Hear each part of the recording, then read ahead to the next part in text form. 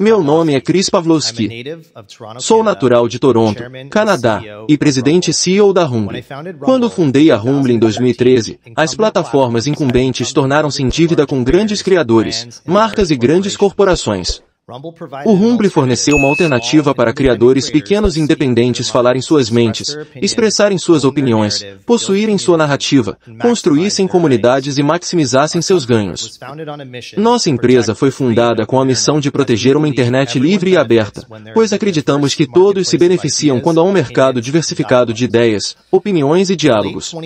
No final de 2020 e em 2021, percebemos o poder de nossa missão à medida que milhões de usuários seguiam os criadores para a plataforma emergente, com pouco ou nenhum marketing. Alguns dos maiores criadores do Rumble, incluindo o ex-congressista Devin Nunes, Dan Bongino, Glenn Greenwald e o ex-candidato presidencial democrata Tulsi Gabbard, também se juntaram à plataforma durante esse período. Como resultado, o Rumble viu sua média mensal de usuários ativos aumentar drasticamente, de 1,6 milhão no terceiro trimestre de 2020 para 36 milhões no terceiro trimestre de 2021. Em outras palavras, vimos um aumento de 22,5 vezes o número de usuários em apenas um ano civil. Em setembro de 2022, o Rumble se tornou a capital com sucesso, mudando nossa sede para os Estados Unidos e negociando na Nasdaq sob o ticker RUM. Expandimos nosso conteúdo de vídeo para novas verticais como esportes, estilo de vida, hip hop e videogames. Além da plataforma de compartilhamento de vídeo, o Rumble agora oferece o Rumble Advertising Center, o software de transmissão ao vivo do Rumble Studio e o Rumble Cloud. A liberdade de expressão e a liberdade de expressão são os pilares de uma sociedade democrática. Eu sei que isso não é uma ideia estranha para os membros deste subcomitê, que testemunharam esses direitos usados para protestar contra governos tirânicos em todo o mundo e desigualdades aqui nos Estados Unidos. A liberdade de expressão é tão importante que não é apenas a primeira emenda à Constituição dos Estados Unidos, mas também é o artigo 19 da Declaração Universal dos Direitos Humanos das Nações Unidas. Sem essas liberdades, talvez nunca tenhamos aprendido as histórias de Frederick Douglass durante o movimento de abolição na década de 1830, ou testemunhado o movimento dos direitos civis da década de 1960, o movimento dos direitos das mulheres da década de 1970 ou a Primavera Árabe no início de 2010. É extremamente preocupante para mim que em 2024 eu tenha que vir antes dos Estados Unidos Congresso para testemunhar que esses direitos fundamentais estão sendo ameaçados. Durante anos, vimos ideias de proibição de sombras de plataformas com as quais eles não concordavam. Foi uma supressão sutil de ideias e opiniões que não se encaixavam na norma ditada pelos algoritmos. Hoje, a censura que vemos é muito mais acerta. Os governos estão agindo de maneiras que só imaginamos acontecer há 50 a 60 anos, pedindo abertamente às plataformas que censurem e derrubem o conteúdo desfavorecido. Eles estão de volta ao negócio de pensar que sabem o que é melhor, ditar e controlar conversas e tirar o direito humano de falar e compartilhar livremente.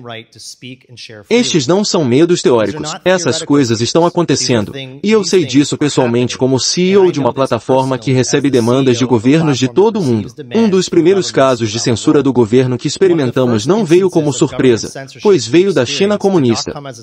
Os governos comunistas muitas vezes reprimem uma variedade de liberdades, incluindo a liberdade de expressão. No entanto, ficamos surpresos em 2022 quando recebemos um pedido do governo francês para bloquear certas fontes de notícias. As pessoas certamente podem questionar a confiabilidade das fontes de notícias, mas não deve ser o trabalho de nenhum governo eliminar seletivamente o acesso à informação. Em vez de cumprir o pedido do governo francês, simplesmente desativamos o acesso à plataforma na França e desafiamos a legalidade dessa demanda. Para ser claro, o Rumble tem um forte conjunto de diretrizes de conteúdo sob nossos termos e condições, mas o conteúdo que o governo francês estava nos pedindo para censurar não violou nenhum dos nossos termos. Em vez disso, era sobre os meios de comunicação russos. No início deste ano, recebemos pedidos do governo brasileiro para remover certos criadores da nossa plataforma. Novamente, o conteúdo não violou nossos termos e condições, mas, em vez disso, compartilhou opiniões que eram impopulares no Brasil na época. Rumble tomou uma decisão muito difícil de não cumprir o pedido do governo. Assim como na França, optamos por desativar o acesso para usuários no Brasil enquanto desafiamos a legalidade das exigências da Suprema Corte. Não para por aí. No mês passado, recebemos pedidos da Nova Zelândia e da Austrália para censurar conteúdo politicamente impopular. Países de todos os hemisférios, todos membros das Nações Unidas, não estão mais defendendo o direito humano à liberdade de expressão. Isso está ficando fora de controle, e deve alarmar todos nesta sala. Como este comitê sabe, os Estados Unidos estão envolvidos em muitas iniciativas para proteger a democracia em todo o mundo, mas quando se trata de defender a liberdade de expressão e proteger as empresas americanas que tentam defender esse direito no Brasil, os Estados Unidos ficaram em silêncio. Não pode permanecer. Não importa qual plataforma hospeda o conteúdo. Hoje é Rumble, ontem foi X, mas amanhã pode ser o New York Times. A plataforma não deve importar. O direito universal à liberdade de expressão, o núcleo da democracia ocidental, está em jogo. A América precisa se intensificar e assumir um papel de liderança. Rumble nunca vai recuar da nossa missão. Nós somos a ponta da lança nesta luta e apreciamos isso. Pedimos a todos, especialmente aos Estados Unidos Departamento de Estado, para se juntar a nós. Vou encerrar com um pensamento final. Todo regime totalitário que esmagou os direitos dos indivíduos procurou controlar o que as pessoas podem dizer e ouvir. Nunca são os mocinhos fazendo a censura. Se os Estados Unidos não defenderem a liberdade de expressão, quem o fará? Obrigado novamente pela oportunidade de estar com você hoje. Estou ansioso para responder às suas perguntas.